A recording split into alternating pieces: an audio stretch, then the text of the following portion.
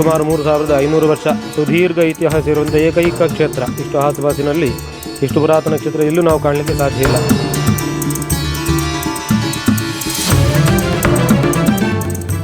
ಹುಲಿಚಾಮುಂಡಿ ಅದು ಕೂಡ ಆ ದರ್ಶನ ಬಲಿ ಸಮಯದಲ್ಲಿ ಇಲ್ಲಿ ಭಕ್ತರಿಗೆ ನೋಡಲಿಕ್ಕೆ ಸಿಗ್ತಾಯಿತ್ತು ಎಂಬುದು ಹಿರಿಯರು ಹೇಳ್ತಾ ಇದ್ದ ಮಾತು.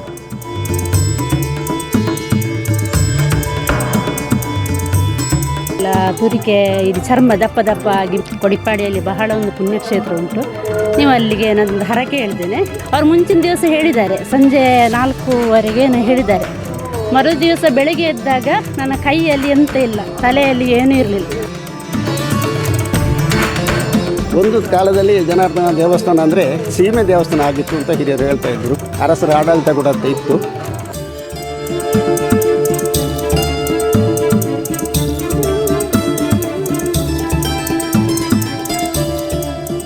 ಸುಮಾರು 3500 ವರ್ಷಗಳಿಗೂ ಅಧಿಕ ಇತಿಹಾಸವನ್ನು ಹೊಂದಿರುವ ಜೊತೆಗೆ ಒಂದು ಪವಿತ್ರವಾದ ತೀರ್ಥಕೆರೆಯನ್ನು ಹೊಂದಿರುವಂತಹ ಪುಣ್ಯಕ್ಷೇತ್ರ ದಕ್ಷಿಣ ಕನ್ನಡ ಜಿಲ್ಲೆಯ ಪುತ್ತೂರು ತಾಲೂಕಿನ ಕೊಡಿಪಾಡಿ ಗ್ರಾಮದಲ್ಲಿರುವ ಕೊಡಿಪಾಡಿ ಶ್ರೀ ಜನಾರ್ದನ ದೇವಸ್ಥಾನ. ಈ ಕ್ಷೇತ್ರದಲ್ಲಿ ಈಗ ಜಾತ್ರಾ ಮಹೋತ್ಸವದ ಸಂಭ್ರಮ ಮನೆ ಮಾಡಿರುವಂಥದ್ದು. ಇದೇ ಮಾರ್ಚ್ 29ರಿಂದ ಏಪ್ರಿಲ್ 4ರವರೆಗೆ ಕ್ಷೇತ್ರದಲ್ಲಿ ವಾರ್ಷಿಕ ಜಾತ್ರಾ ಮಹೋತ್ಸವವನ್ನು ಸಂಭ್ರಮ ಸಡಗರದಿಂದ ನಡೆಸೋದಕ್ಕೆ ಎಲ್ಲ ರೀತಿಯ ವ್ಯವಸ್ಥೆಗಳನ್ನು ಸಿದ್ಧತೆಗಳನ್ನು ಮಾಡಿಕೊಳ್ಳಲಾಗಿದೆ. ಈ ಕ್ಷೇತ್ರದ ಜಾತ್ರಾ ಮಹೋತ್ಸವದ ವಿಶೇಷತೆ ಏನು ಅಂತ ಹೇಳಿದರೆ, ಈ ಕ್ಷೇತ್ರ ಬಹಳಷ್ಟು ಒಂದು ಇತಿಹಾಸವನ್ನು ಹೊಂದಿರುವಂತಹ ಕ್ಷೇತ್ರ, ಜೊತೆಗೆ ಬಹಳಷ್ಟು ವೈಭವವನ್ನು ಕಂಡಿರುವಂತಹ ಕ್ಷೇತ್ರ ಕೂಡ. ಸರಿಸುಮಾರು 80 ವರ್ಷಗಳ ಹಿಂದಿನವರೆಗೂ ಕೂಡ ಈ ಕ್ಷೇತ್ರದಲ್ಲಿ ಜಾತ್ರಾ ಮಹೋತ್ಸವದ ಸಂದರ್ಭದಲ್ಲಿ ರಥೋತ್ಸವ ಕೂಡ ನಡೀತಾ ಇತ್ತು. ಆದರೆ 80 ವರ್ಷಗಳಿಂದ ಈಚೆಗೆ ಈ ಕ್ಷೇತ್ರದಲ್ಲಿ ಜಾತ್ರೆ ಒಂದು 3-4 ದಿನಗಳ ಜಾತ್ರೆ ನಡೀತಾ ಇತ್ತು. ಆದರೆ ರಥೋತ್ಸವ ಎನ್ನುವಂಥದ್ದಿರಲಿಲ್ಲ. ಆದರೆ 2023ರಲ್ಲಿ ಕ್ಷೇತ್ರದಲ್ಲಿ ಬ್ರಹ್ಮ ಕಲಶೋತ್ಸವ ನೆರವೇರಿದಂತಹ ಸಂದರ್ಭದಲ್ಲಿ ಕ್ಷೇತ್ರಕ್ಕೆ ಬ್ರಹ್ಮರಥವೂ ಕೂಡ ಸಮರ್ಪಣೆಯಾಗಿದೆ. ಜೊತೆಯಲ್ಲಿ ಹೊಸದಾದ ಧ್ವಜಸ್ತಂಭವೂ ಕೂಡ ಕ್ಷೇತ್ರಕ್ಕೆ ಸಮರ್ಪಣೆಯಾಗಿದೆ. ಸೊ ಹೀಗಾಗಿ ಈಗ ಮತ್ತೆ ಆ ಒಂದು ಹಿಂದಿನ ಸಂಭ್ರಮ ಸಡಗರದಿಂದಲೇ ಕ್ಷೇತ್ರದಲ್ಲಿ ಜಾತ್ರಾ ಮಹೋತ್ಸವವನ್ನು ನಡೆಸಲಾಗ್ತಾ ಇದೆ. ಸೊ ಈ ಕ್ಷೇತ್ರದ ಜಾತ್ರೋತ್ಸವದ ವಿಶೇಷತೆಗಳು ಏನೆಲ್ಲ ಕಾರ್ಯಕ್ರಮಗಳು ನಡೆಯುತ್ತೆ, ಜೊತೆಗೆ ಈ ಕ್ಷೇತ್ರದ ಒಂದಷ್ಟು ಹಿನ್ನೆಲೆಯನ್ನು ಕೂಡ ಈಗ ತಿಳಿದುಕೊಂಡು ಬರೋಣ ಬನ್ನಿ.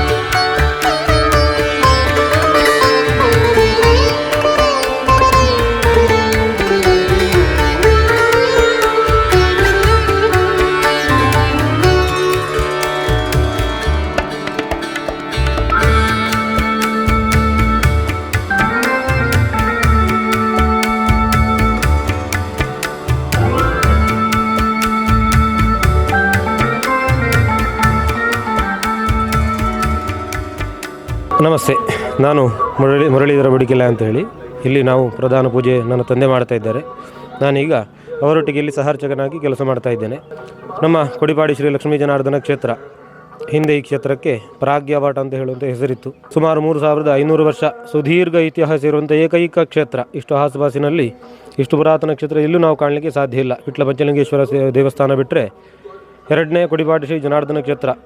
ಸುಮಾರು 3500 ವರ್ಷ ಇತಿಹಾಸ ಇರುವಂಥ ಸುದೀರ್ಘ ಏಕೈಕ ತೀರ್ಥಕ್ಷೇತ್ರ. ಕಾಶಿಯಿಂದ ಕೊಂಡಿಗೆ ರೂಪದಲ್ಲಿ ಗಂಗೆ ಉದ್ಭವವಾದಂಥ ಕ್ಷೇತ್ರ. ಮಧ್ವಾಚಾರ್ಯರು ಸುಮಾರು 800 ವರ್ಷ ಹಿಂದೆ ಇಲ್ಲಿ ಚಾತುರ್ಮಾಸ ವ್ರತ ಅಂತ ಹೇಳಿ ಆಚರಣೆ ಮಾಡಲಿಕ್ಕೋಸ್ಕರ ಬಂದಂಥ ಕ್ಷೇತ್ರ. ಇಂತಹ ಪುಣ್ಯಕ್ಷೇತ್ರದಲ್ಲಿ ನಾಡಿದ್ದು ಮಾರ್ಚು ತಿಂಗಳ 30ನೇ ತಾರೀಕಿಗೆ ಧ್ವಜಾರೋಹಣ ಆಗಿ, ಅಂದರೆ ನಮ್ಮ ಮೀನಮಾಸ ದ್ವಾದಶಿ ಹೊತ್ತು ಇಲ್ಲಿ ಧ್ವಜಾರೋಹಣ ಆಗಿ ಸುಗ್ಗಿಯ ಹುಣ್ಣಿಮೆಗೆ ಇಲ್ಲಿ ಬ್ರಹ್ಮರಥೋತ್ಸವ ಆಗುವಂಥದ್ದು ವಾಡಿಕೆ. ಈಗ ಸುಮಾರು 3 ವರ್ಷಗಳಿಂದ ಈಗ ಇಲ್ಲಿ ನೂತನ ಧ್ವಜಾರೋಹಣ ಆಗಿ ನೂತನ ಬ್ರಹ್ಮರಥ ಎಲ್ಲ ಆಗಿ ದೇವರಿಗೆ ಉತ್ಸವಾದಿಗಳೆಲ್ಲ ನಡೀತಾ ಉಂಟು. ಹಿಂದೆ ಅದೆಲ್ಲ ಅಜೀರ್ಣಾವಸ್ಥೆಗೆ ಬಂದಿದ್ದ ಕಾರಣ ನಿಂತು ಹೋಗಿತ್ತು. ಸುಮಾರು 80 ವರ್ಷಕ್ಕಿಂತ ಮುಂಚೆ ಇಲ್ಲಿ ಆ ಉತ್ಸವಾದಿಗಳೆಲ್ಲ ನಡೀತಾ ಇತ್ತು. ನಂತರ ಅದು ಜೀರ್ಣಾವಸ್ಥೆಗೆ ಬಂದು ನಿಂತು ಹೋಗಿ ಪುನಃ ಈಗ 3 ವರ್ಷಗಳಿಂದ ಪ್ರಾರಂಭ ಆಗಿದೆ. ಇಂಥ ಈ ಕ್ಷೇತ್ರದಲ್ಲಿ ಈಗ ಜಾತ್ರೋತ್ಸವದ ಸಂಭ್ರಮ. 29ನೇ ತಾರೀಕಿಗೆ ಇಲ್ಲಿ ಬೆಳಿಗ್ಗೆ ಉಗ್ರಾಣ ಮುಹೂರ್ತ, ತೋರಣ ಮುಹೂರ್ತ, ಸಂಜೆ ಹೊರಕಾಣಿಕೆ ಬಂದು ದೇವರಿಗೆ ಆಗುವಂಥ ಎಲ್ಲ ರಾಕ್ಷೋಗ್ನ ಹೋಮ, ವಾಸ್ತು ಹೋಮ ಇತ್ಯಾದಿ ಪ್ರಕ್ರಿಯೆಗಳೆಲ್ಲ ನಡೀಲಿಕ್ಕುಂಟು. 30ನೇ ತಾರೀಕಿಗೆ ಬೆಳಿಗ್ಗೆ ದೇವರಿಗೆ ಸಿಯಾಳಾಭಿಷೇಕ, ಅದೇ ರೀತಿಯಾಗಿ ಕಲಶಾಭಿಷೇಕ ಇತ್ಯಾದಿ ಪೂಜೆಗಳೆಲ್ಲ ನಡೀತದೆ. ಸಂಜೆ ಇಲ್ಲಿ ಧ್ವಜಾರೋಹಣ ನಡೆದು ದೇವರ ಜಾತ್ರಾ ಮಹೋತ್ಸವಾದಿಗಳಿಗೆಲ್ಲ ನಾವು ಚಾಲನೆ ಕೊಡಲಿಕ್ಕಿದ್ದೇವೆ. 30ರಿಂದ 31ನೇ ತಾರೀಕಿಗೆ ಬೆಳಿಗ್ಗೆ ಉತ್ಸವ ಇರುತ್ತದೆ, ಮಧ್ಯಾಹ್ನ ನೌಕ ಕಲಶಾಭಿಷೇಕ, ಅದೇ ರೀತಿ ರಾತ್ರಿ ಹೊತ್ತು ನೃತ್ಯ ಬಲಿ ಅಂತ ಹೇಳಿ ಕೇರಳ ಸಂಪ್ರದಾಯದ ಉತ್ಸವ ಎಲ್ಲ ನಡೀಲಿಕ್ಕುಂಟು. ಹಾಗೆ 31ನೇ ತಾರೀಕಿನ ಹೊತ್ತು ಇಲ್ಲಿ ಬೆಳಿಗ್ಗೆ ದೇವರ ಉತ್ಸವಾದಿಗಳು ನಡೆದು ನವಕ ಕಲಶ, ಹಾಗೆ 1ನೇ ತಾರೀಕಿಗೆ ರಾತ್ರಿ ದೇವರ ನಡುದೀಪೋತ್ಸವ ನಡೀಲಿಕ್ಕುಂಟು. ಅದಾದಮೇಲೆ 2ನೇ ತಾರೀಕಿಗೆ ಬೆಳಿಗ್ಗೆ ದರ್ಶನ ಬಲಿ, ಹಾಗೆಯೇ ಸಂಜೆ ದೇವರ ಬ್ರಹ್ಮರಥೋತ್ಸವ ನಡೀತದೆ. 3ನೇ ತಾರೀಕಿಗೆ ಬೆಳಿಗ್ಗೆ ತುಲಾಭಾರ ಸೇವೆ, ದೇವರಿಗೆ ಕಲಶ ಇತ್ಯಾದಿಗಳೆಲ್ಲ ನಡೆದು ಅವತ್ತು ರಾತ್ರಿ ದೇವರ ಆರಾಟ ಮಹೋತ್ಸವ ಇಲ್ಲೇ ಭಟ್ರುಪಾಡಿ ಅಂತ ಹೇಳುವಂಥಲ್ಲಿ ಅಲ್ಲಿ ದೇವರ ಒಂದು ಜಳಕದ ಕಾರ್ಯ ಎಲ್ಲ ನಡೀಲಿಕ್ಕುಂಟು. ಅದಾಗಿ ಪುನಃ ದೇವರಿಲ್ಲಿಗೆ ಬಂದು ಮರುದಿವಸ ದೇವರ ನಮ್ಮ ಗ್ರಾಮ ದೇವದ ಏಳ್ನಾಡ ದೇವ ವ್ಯಾಘ್ರ ಚಾಮುಂಡಿಯ ನೇಮೋತ್ಸವ ಎಲ್ಲ ನಡೀಲಿಕ್ಕಿದೆ. ಇದರ ಒಟ್ಟಿಗೆ ಅನ್ನದಾನ ಕೂಡ ಪ್ರತಿನಿತ್ಯ ಈ ಕ್ಷೇತ್ರದಲ್ಲಿ ಜಾತ್ರಾ ಮಹೋತ್ಸವದ ಅಂಗವಾಗಿ ನಡೀಲಿಕ್ಕುಂಟು. ಹಾಗಾಗಿ ಎಲ್ಲ ಊರ ಪರವೂರ ಭಕ್ತಾದಿಗಳಲ್ಲಿ ನಾವು ಕೇಳಿಕೊಳ್ಳುವಂಥದ್ದು ಇಷ್ಟೇ, ಒಮ್ಮೆ ಬನ್ನಿ ಕ್ಷೇತ್ರಕ್ಕೆ, ದೇವರ ದರ್ಶನ ಮಾಡಿ ಈ ಪುಣ್ಯ ಕ್ಷೇತ್ರಕ್ಕೆ ಬಂದು ನಿಮ್ಮ ಎಲ್ಲ ಅಭಿಷ್ಟಗಳನ್ನು ಬೇಡಿಕೊಂಡರೆ ಖಂಡಿತ ಜನಾರ್ದನ ಸ್ವಾಮಿ ನಿಮ್ಮ ಎಲ್ಲ ಅಭಿಷ್ಟಗಳನ್ನು ಈಡೇರಿಸಿಕೊಡ್ತಾರೆ. ಈ 7 ದಿವಸಗಳ ಕಾಲ ನಡೆಯುವಂಥ ಈ ಜಾತ್ರಾ ಮಹೋತ್ಸವಕ್ಕೆ ನೀವೆಲ್ಲರೂ ಬಂದು ತನುಮನಧನ ಸಹಕಾರಗಳನ್ನಿತ್ತು ದೇವರ ಜಾತ್ರೋತ್ಸವವನ್ನು ಒಳ್ಳೆಯ ರೀತಿಯಾಗಿ ನಡೆಸಿಕೊಡಬೇಕು ಅಂತ ಕೇಳಿಕೊಂಡು ನನ್ನ ಮಾತು ಮುಗಿಸ್ತೇನೆ. ಕೊಡಿಪಾಡಿ ಶ್ರೀ ಜನಾರ್ದನ ದೇವರ ಸನ್ನಿಧಿಯಲ್ಲಿ ಶ್ರೀದೇವರ ವರ್ಷಾವಧಿ ಜಾತ್ರಾ ಮಹೋತ್ಸವವು ಇದೇ ಮಾರ್ಚ್ ತಿಂಗಳ 30ರಿಂದ ಏಪ್ರಿಲ್ 4ರ ತನಕ ನಮ್ಮ ಕ್ಷೇತ್ರದ ತಂತ್ರಿಗಳಾದ ಬ್ರಹ್ಮಶ್ರೀ ಕಿಮ್ಮಿಂಜ ವೇದಮೂರ್ತಿ ನಾಗೇಶ್ ತಂತ್ರಿಗಳು ಇವರ ನೇತೃತ್ವದಲ್ಲಿ ಜರುಗಲಿಕ್ಕಿದೆ. ಈ ದೇವಸ್ಥಾನವು ಸುಮಾರು 80 ವರ್ಷಗಳ ಹಿಂದೆ ಇಲ್ಲಿ 5 ದಿವಸದ ಜಾತ್ರಾ ಮಹೋತ್ಸವ ಆಗ್ತಾಯಿತ್ತು. ಆ ಸಂದರ್ಭದಲ್ಲಿ ಇಲ್ಲಿಯ ದೈವವಾಗಿರುವಂತಹ ಹುಲಿಚಾಮುಂಡಿ ಅದು ಕೂಡ ಆ ದರ್ಶನ ಬಲಿ ಸಮಯದಲ್ಲಿ ಇಲ್ಲಿ ಭಕ್ತರಿಗೆ ನೋಡಲಿಕ್ಕೆ ಸಿಗ್ತಾಯಿತ್ತು ಎಂಬುದು ಹಿರಿಯರು ಹೇಳ್ತಾ ಇದ್ದ ಮಾತು. ಒಂದು ಕಾಲಘಟ್ಟದಲ್ಲಿ ವಿಟ್ಲ ಅರಸು ಮನೆತನದ ಆಳ್ವಿಕೆ ಒಳಪಟ್ಟು ಅತ್ಯಂತ ವೈಭವದಿಂದ ಇಲ್ಲಿ ಜಾತ್ರಾ ಮಹೋತ್ಸವಗಳು ಜರುಗ್ತಾ ಇತ್ತು. ಕಾಲಕ್ರಮೇಣ ಅದೆಲ್ಲವೂ ನಶಿಸಿ ಹೋಗಿ ದೇವಸ್ಥಾನದ ಆ ಒಂದು ಉತ್ಸವದ ನೆನಪು ಮಾತ್ರ ಆಚರಣೆ ಅದು 1982ರಿಂದ ಪ್ರಾರಂಭಗೊಂಡು 2023ನೇ ಇಸವಿ ತನಕ ಬರೀ ದೇವರ ಒಂದು ಜಾತ್ರಾ ಮಹೋತ್ಸವದ ನೆನಪು ಅಂತೇಳಿ ಮಾತ್ರ ಆಗ್ತಾಯಿತ್ತು. 2024ರಲ್ಲಿ ಈ ಊರಿನ ಜನರೆಲ್ಲೂ ಸೇರಿ ದೇವರಿಗೆ ನೂತನ ಧ್ವಜಸ್ತಂಭವನ್ನು ಮಾಡಬೇಕು, ಬ್ರಹ್ಮರಥವನ್ನು ಸಹ ಮಾಡಬೇಕು ಅಂತ ಹೇಳಿ ಒಂದು ಸಂಕಲ್ಪ ಮಾಡಿ ಅದನ್ನು 2024ರಲ್ಲಿ ದೇವರಿಗೆ ಅರ್ಪಣೆ ಕೂಡ ಮಾಡಿರುವಂಥದ್ದು ಎಲ್ರಿಗೂ ತಿಳಿದ ವಿಚಾರ. ಆ ಬಳಿಕ ಈಗ ಇದು 3ನೇ ವರ್ಷ ಆಗುವಂಥ ಜಾತ್ರಾ ಮಹೋತ್ಸವ. ಈ ವರ್ಷ ನಮ್ಮ ಈ ಜಾತ್ರಾ ಮಹೋತ್ಸವಕ್ಕೆ ವಿಶೇಷವಾಗಿ ಬ್ರಹ್ಮರಥ ಉತ್ಸವದ ದಿವಸ ಸುಮಾರು 10,000 ಜನ ಸೇರುವಂಥ ಒಂದು ನಿರೀಕ್ಷೆ ಇದೆ. ಈ ಒಂದು ಕಾರ್ಯಕ್ರಮಕ್ಕೆ ಎಲ್ಲರೂ ಕೂಡ ಬಂದು ಈ ದೇವರ ಉತ್ಸವದಲ್ಲಿ ಪಾಲ್ಗೊಂಡು ಕೃತಾರ್ಥರಾಗಬೇಕು ಅಂತ ಕೇಳಿಕೊಳ್ತೇನೆ. ಮಹಾಬಲಗೌಡ ಗಡಿಮಾರ ನಮ್ಮ ಈ ದೇವಸ್ಥಾನದಲ್ಲಿ ಈಗ ನಮ್ಮ ವ್ಯವಸ್ಥಾಪನಾ ಸಮಿತಿಯ ಅಧ್ಯಕ್ಷರು ಹೇಳಿದಾಗೆ ಒಂದು ಸಾಂಪ್ರದಾಯಿಕ ಜಾತ್ರೆ ನಡೀತಿತ್ತು. ಈಗ ಕಾಲಘಟ್ಟದಲ್ಲಿ ಈಗ ಅದಕ್ಕೊಂದು ದೇವರ ಸಂಕಲ್ಪವೂ ಇರಬಹುದು, ಈ ರೀತಿ ಆಗಬೇಕಂತೇಳಿ ದೇವರು ದೈವದ ಸಂಕಲ್ಪದ ಮೇರೆಗೆ ನಾವು ಈ ಒಂದು ದೇವಸ್ಥಾನ ಜೀರ್ಣೋದ್ಧಾರಕ್ಕೆ ಹೋಗಿ ನಶಿಸಿ ಹೋದಂಥ ಒಂದು ಬ್ರಹ್ಮರಥವನ್ನು ಪುನಃ ನಿರ್ಮಾಣ ಮಾಡಲಿಕ್ಕೆ ಅಂತ ಹೊರಟೆವು. ಈ ಕಾಲದಲ್ಲಿ ಕೆಲವೊಂದು ಅಡೆತಡೆಗಳು ಬಂದರೂ ಕೂಡ ಅದನ್ನು ಇದೇ ಊರಿನವರಾದ ಸೌಂದರ್ಯ ಮಂಜಪ್ಪ ಇವರ ನೇತೃತ್ವದಲ್ಲಿ ಪೂರ್ಣಗೊಳಿಸಿ ದೇವರಿಗೆ ಅರ್ಪಿಸಿ ಈಗ ಸುಸೂತ್ರವಾಗಿ 5 ದಿನಗಳ ಜಾತ್ರೆಯು ವಿಜೃಂಭಣೆಯಿಂದ ನಡೆಯುತ್ತಿದೆ. 1 ವಾರಕ್ಕೆ ಮೊದಲು ನಮ್ಮ ಸಂಪ್ರದಾಯ ಪ್ರಕಾರ 1 ವಾರಕ್ಕೆ ಮೊದಲು ನಾವು ಗೊನೆ ಕಡಿಯುವ ಮುಹೂರ್ತ, ಅದನ್ನು ಈ ದಿವಸ ನೆರವೇರಿಸ್ತೇವೆ. ಇನ್ನು 29ನೇ ತಾರೀಕಿನ ನಂತರ ಉತ್ಸವಾದಿಗಳು ನಡೀತವೆ. ಕ್ರಮೇಣವಾಗಿ ನಮ್ಮದು ಅವಭ್ರತ ಸ್ನಾನ ದೇವರು ಸಾಧಾರಣ 1-2 ಕಿಲೋಮೀಟ್ರ್ ದೂರ ಮೊದಲು ಒಳಗಿನ ಒಂದು ಇದರಿಂದ ಹೋಗೋಯ್ತು. ಆನಂತರ ಪ್ರಶ್ನಾಚಿಂತನೆಯಲ್ಲಿ ಕಂಡು ಬಂದಂತೆ ರಾಜಮಾರ್ಗದಲ್ಲಿದ್ದವರು ವೈಭವದಿಂದ 2 ಕಿಲೋಮೀಟ್ರಷ್ಟು ದೂರ ಅವಭ್ರತ ಸ್ನಾನಕ್ಕೆ ಹೋಗಿ ವಿಷ್ಣುಮೂರ್ತಿ ದೇವರ ಸನ್ನಿಧಿ ಇದೆ ಅಲ್ಲಿ ಎಂದು ಭಟ್ರುಪಾಡಿ ಅಂತ, ಅಲ್ಲಿ ದೇವರ ಅವಭೃತವಾಗಿ ವಿಜೃಂಭಣೆಯಿಂದ ಇಲ್ಲಿ ಬಂದು ರೀತಿ ಧ್ವಜ ಅವರೋಹಣ ನಡೀತಾ ಇದೆ.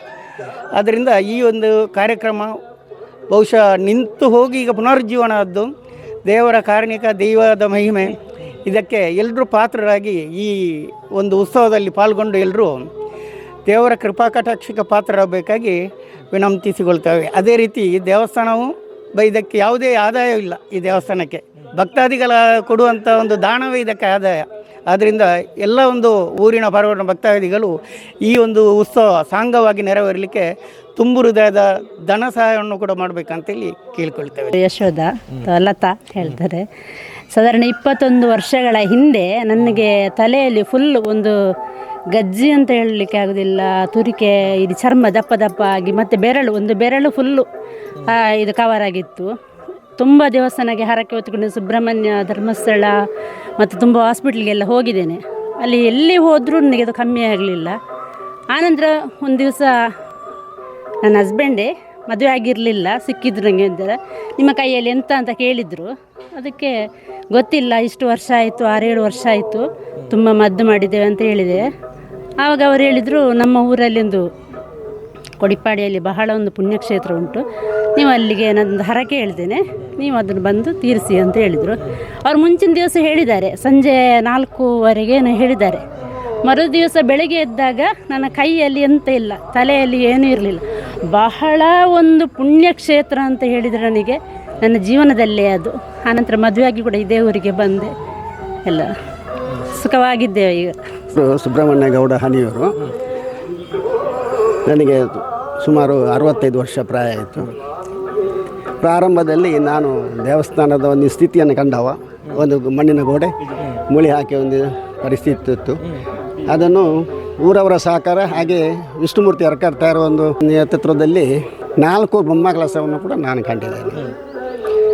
ಈಗ 4ನೇ ಬ್ರಹ್ಮಕಲಶ ವಿಷ್ಣುಮೂರ್ತಿ ಅರ್ಕರ್ತಾರ ಇರಲಿಲ್ಲ, ಆದರೆ ನಾವೆಲ್ಲ ಸೇರಿಕೊಟ್ಟು ಮಾಡಿದ್ದೇವೆ. ಒಂದು ಕಾಲದಲ್ಲಿ ಜನಾರ್ದನ ದೇವಸ್ಥಾನ ಅಂದರೆ ಸೀಮೆ ದೇವಸ್ಥಾನ ಆಗಿತ್ತು ಅಂತ ಹಿರಿಯರು ಹೇಳ್ತಾ ಇದ್ದರು. ಅರಸರ ಆಡಳಿತ ಕೂಡ ಇತ್ತು. ಆವತ್ತಿನಿಂದ ಈ ಕಲಘಟ್ಟದಲ್ಲಿ ಈಗ ಊರವರು ಈಗ ಅರಸರಿಗೆ ನಾವು ಹೇಳಿಕೊಡ್ತೇವೆ, ಬರ್ತಾರೆ, ಹೊರತು ಕಾರ್ಯಕ್ರಮವನ್ನು ಊರಿನವರು ಮಾಡ್ತಾ ಇದ್ದೇವೆ. ವರ್ಷಂಪ್ರತಿ ಜರುಗುವಂಥ ಜಾತ್ರೆ ಉತ್ಸವವನ್ನು ಇವತ್ತು ಗೊನೆಗಡಿಯುವ ಮುಖಾಂತರ ನಾವು 7 ದಿವಸ ಜಾತ್ರೆಯನ್ನು ಆಚರಿಸ್ತಾ ಇದ್ದೇವೆ. ಒಂದು ಹೇಳಿದರೆ ಅಂದರೆ ಇಲ್ಲಿಗೆ ಚರ್ಮ ರೋಗ ಕೆಡು ಏನಿದ್ದರೂ ಯಾವ ಮದ್ದು ಬೇಡ, ಎಲ್ಲ ದೇವರದು ನಿವಾರಣೆ ಮಾಡ್ತಾರೆ ನಮ್ಮ ಒಂದು ಭಾವನೆ ಇತ್ತು. ಅದು ಸತ್ಯ ಕೂಡ. ಹಾಗೆ ಇದಕ್ಕೆ ಏನು ಆದಾಯ ಕೂಡ ಇಲ್ಲ. ಒಂದು ಕಾಲದಲ್ಲಿ ಜಾತ್ರೋತ್ಸವ ಆಗ್ತಿತ್ತು, ರಥ ಇತ್ತು, ಅದು ನಿಂತು ಹೋಗಿ ತುಂಬ ವರ್ಷ ಇತ್ತು. ಈಗ ಹೊಸದಾಗಿ ಮಂಜಪ್ಪನವರು ಸೌಂದರ್ಯ ಮಂಜಪ್ಪನ ರಥವನ್ನು ನಮಗೆ ಅದರ ಮರವನ್ನೆಲ್ಲ ಊರವರು ಪರವನ್ನವರು ಕೊಟ್ಟಿದ್ದಾರೆ. ಅದರ ಮಜೂರಿಯನ್ನು ಸುಮಾರು 26 ಲಕ್ಷ ಹಣವನ್ನು ಅವರು ಭರಿಸಿದ್ದಾರೆ. ಹಾಗೆ ನಾವು ಜಾತ್ರೆ ಮಾಡಬೇಕಿದ್ರೆ ಏನು ಆದಾಯ ಇಲ್ಲ, ಊರವರ ಸಹಕಾರದಿಂದ ವಿಜೃಂಭಣೆಯಿಂದ ಜಾತ್ರೆಯನ್ನು ಮಾಡ್ತಾ ಇದ್ದೇವೆ. ಇದಿಷ್ಟು ಕೊಡಿಪಾಡಿ ಶ್ರೀ ಜನಾರ್ದನ ದೇವಸ್ಥಾನದಲ್ಲಿ ಇದೇ ಮಾರ್ಚ್ 29ರಿಂದ ಏಪ್ರಿಲ್ 4ರವರೆಗೆ ನಡೆಯಲಿರುವಂಥ ವರ್ಷಾವಧಿ ಜಾತ್ರೋತ್ಸವದ ಬಗೆಗಿನ ಮಾಹಿತಿಗಳು. ಸೊ ಎಲ್ಲರೂ ಬನ್ನಿ ಎನ್ನುವಂಥ ಒಂದು ಆಮಂತ್ರಣವನ್ನು ವ್ಯವಸ್ಥಾಪನಾ ಸಮಿತಿಯವರು ಕೊಟ್ಟಿದ್ದಾರೆ. ಸೊ ಎಲ್ಲರೂ ಬಂದು ಈ ಒಂದು ಪುಣ್ಯಕ್ಷೇತ್ರದ ಜಾತ್ರಾ ಮಹೋತ್ಸವದಲ್ಲಿ ಪಾಲ್ಗೊಳ್ಳಿ ಎನ್ನುವಂಥ ಒಂದು ವಿನಂತಿಯೊಂದಿಗೆ ಕಾರ್ತಿಕ್ ಅರ್ಕೆರೆ ಜೊತೆಗೆ ಗೌತಮ್ ಶೆಟ್ಟಿ, ಸುದ್ದಿ ನ್ಯೂಸ್, ಪುತ್ತೂರು. ಸುದ್ದಿ ಚಾನಲ್, ಕ್ಷಣ ಕ್ಷಣದ ಸುದ್ದಿಗಾಗಿ.